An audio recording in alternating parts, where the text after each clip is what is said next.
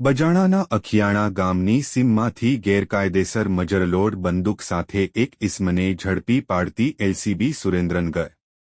Surendranagar LCB PI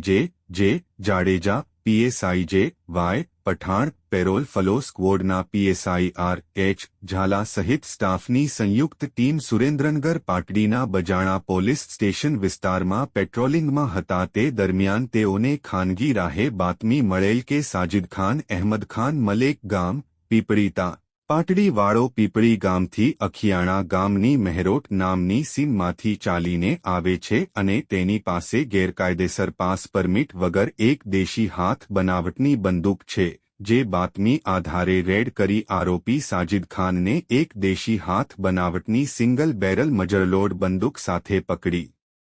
પાડી ઇસમ વિરુદ્ધ બજાણા police સ્ટેશનમાં હથિયાર ધારા મુજબ ગુનો દાખલ કરી કાયદેસરની કાર્યવાહી કરવામાં આવેલ છે। અહેવાલ જયેન્દ્રસિંહ ઝાલા લખતર।